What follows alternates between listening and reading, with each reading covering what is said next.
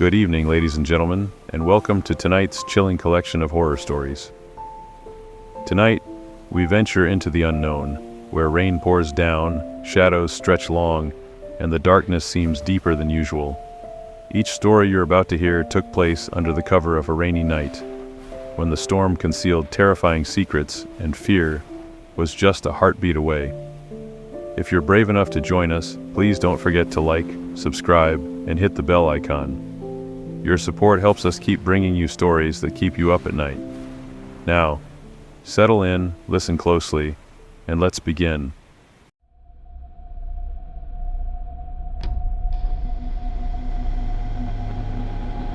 It started like any other stormy night. I remember the evening clearly. It was late, maybe around 11:30 p.m. I'd just gotten off a late shift at work and was driving home down the quiet, isolated road that wound through the woods. The kind of road where the trees seemed to lean in over the pavement, their branches scraping the windows if you drove too close. There's something unnerving about it, but it was the fastest way home. It had been raining steadily for hours, and the heavy downpour was now accompanied by distant rumbles of thunder. The headlights barely pierced through the thick fog that clung to the ground. I remember looking at the clock and thinking how much longer I'd have to endure the ride home when I saw it. Something moving in the corner of my eye. At first I thought it was just the shadows playing tricks, but when I glanced up, I saw a figure standing by the side of the road, hunched over. They were wearing dark clothes, their hair hanging limply in the rain. It wasn't until I was almost past them that I realized it was a woman. I could barely make out her face, but she seemed off, like she wasn't quite there. I slowed down, unsure if I should stop. The last thing I wanted was to get out in this downpour, but the urge to help was strong. The woman stood completely still, her head tilted unnaturally as though waiting for something. Her hands hung limp at her sides. I rolled down the window just a crack, trying to see if she needed assistance. "Hey," I called out, but the wind and rain swallowed my words. She didn't respond. I waited, and when she didn't move, I drove on, my eyes flicking to the rearview mirror. The figure was still standing there, her face hidden beneath the dark strands of wet hair. I couldn't shake the feeling that something was wrong, but I kept driving. The rest of the drive home felt different after that. Every mile seemed longer, the rain heavier, the night darker. I didn't know what it was, but the atmosphere felt thick with dread. The headlights flickered. For a moment, the only sound was the relentless pounding of the rain. I shook my head, trying to push away the strange unease that had settled in my gut. Then I heard it. A knock. Soft at first. Tap, tap, tap. I froze. It came from the passenger side window, and it was unmistakable. It was quick, deliberate, and cold. Like it was meant to get my attention, my heart slammed against my chest. I glanced at the window, but there was no one there. I breathed a shaky sigh of relief and cursed myself for being jumpy. The wind had to be playing tricks with the sound, but then I heard it again. Tap, tap, tap. This time it was louder, and I swear I could feel the vibration through the glass. I turned my head slowly, my hands gripping the steering wheel so tightly my knuckles were white. The window was still shut. There was no one. My breath quickened as I stared into the rain-soaked darkness outside, the trees looming like shadows in the storm. I reached for my phone, my mind racing. I should call someone, maybe a friend or the police. But who could I even report this to? The thought of pulling over was unbearable. What if someone was out there? What if that woman from earlier? That's when I heard something else, soft, like a whisper carried by the wind. It wasn't words at first, just a series of low, unintelligible sounds, but they grew clearer the longer I listened. My skin prickled. I had to stop the car. I couldn't take it anymore. I slammed the brakes, and the car screeched to a halt, the tires skidding in the wet, slick road. The moment the car stopped, the whispers stopped. I sat there frozen. The only sound was the rain, heavy, relentless. My heart pounded in my ears as I strained to listen, my eyes darting around. But there was nothing.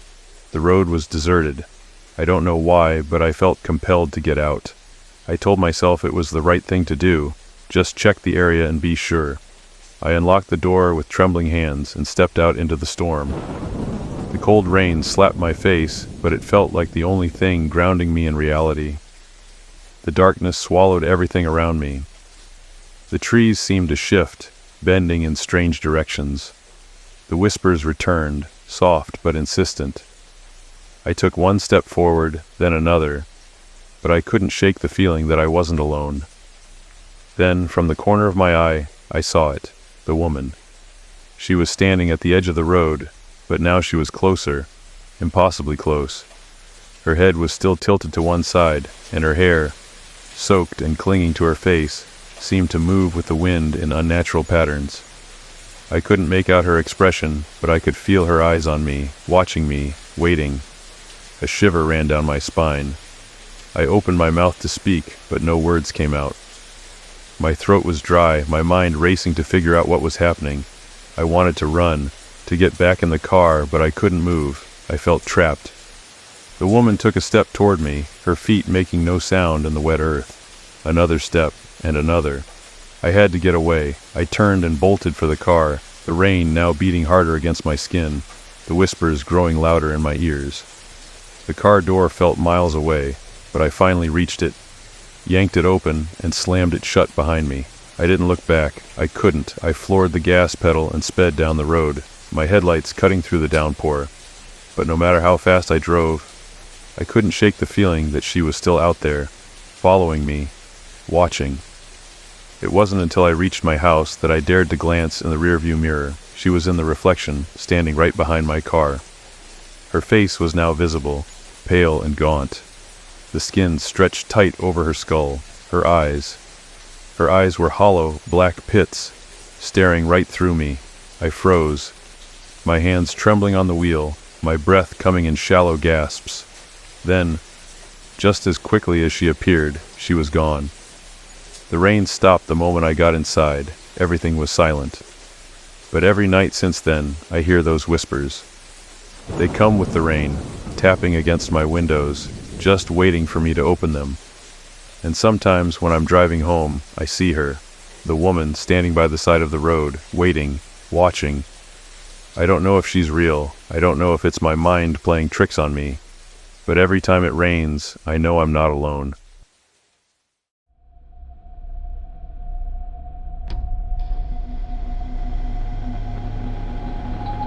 I used to work as a night receptionist at a small, family-owned hotel just outside of town.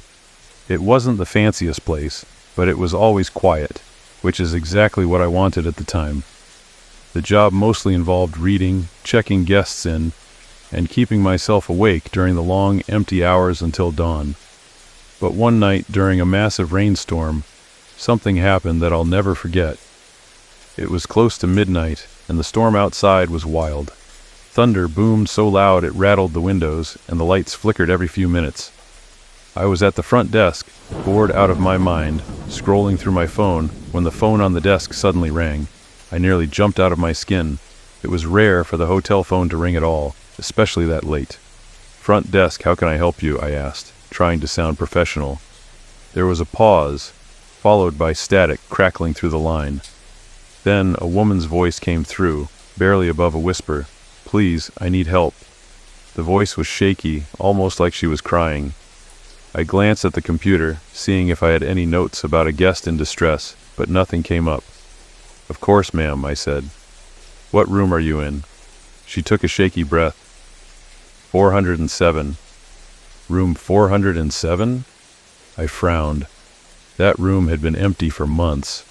It was undergoing repairs due to a bad leak in the ceiling, and we weren't renting it out until everything was fixed. There was no way someone could be in there. "Ma'am, are you sure you're in room 407? I asked, hoping it was just a simple mistake. "Yes," she whispered, her voice trembling. "Please, I'm so cold. The rain, it's everywhere. I need help." Chills ran down my spine. I could hear the faint sound of water dripping in the background, but it didn't sound like it was in the distance. It sounded like it was right there, close to the phone. I told her I'd be right up and hung up, grabbing the master key card from the desk. Part of me thought it might be a prank, but something about the voice didn't sit right. It was desperate, terrified. The elevator ride up was painfully slow, and the air felt thick as I walked down the narrow hallway toward room 407. When I reached the door, I hesitated. The "Do Not Enter" sign was still taped to the door, faded but intact. I hadn't seen any lights on inside, and everything was silent except for the relentless pounding of rain on the roof. Taking a deep breath, I swiped the keycard and opened the door. Inside, the room was dark and smelled musty. The wallpaper was peeling, and the carpet had been ripped up in patches, leaving exposed concrete. A faint sound of dripping water echoed through the room, even though I couldn't see any leak. "Hello?" I called out, my voice barely a whisper. "Ma'am?" No answer. The room was empty, but as I stepped further inside, I felt the temperature drop. It was so cold that I could see my breath in the air, hanging in front of me, and then I noticed something strange, small, wet footprints on the concrete, leading toward the far corner of the room. I followed them, each step filling me with a growing sense of dread. When I reached the corner, I found something that made my blood run cold. There, on the floor, was an old waterlogged photo of a woman standing outside the hotel. She was soaked from head to toe, rain pouring down on her as she stared straight at the camera, but her expression, it was hollow, empty, almost as if she wasn't really there. I turned to leave, but then the door slammed shut behind me. The lights flickered and I felt a presence right behind me, like someone was watching. I couldn't breathe. I was too afraid to turn around. Then I heard the whisper, so close to my ear that I felt the cold breath. "Help me." I bolted. I ran down the hall, back to the elevator, and didn't stop until I was safely behind the front desk again. My heart was racing, and my hands were shaking as I picked up the phone to call my manager. I knew I had to report this, even if it sounded crazy. As the line rang, I looked down at the computer screen, checking the guest log out of habit. And then I froze. Room 407 was checked in. The name listed was Lily Warren, the same name I'd seen written on the back of the waterlogged photo. But the worst part? According to our records, Lily Warren had stayed in room 407 exactly 5 years ago, on this very night. And she'd been found dead the next morning, drowned in the bathtub. The police had ruled it an accident caused by the leak in the ceiling. The line clicked and my manager picked up, but I couldn't speak. I slowly hung up the phone, my hands numb. To this day, I don't know what happened that night. I don't work at the hotel anymore, and I've never gone back. But every time it rains, I think of her, the woman in room 407, calling for help that never came.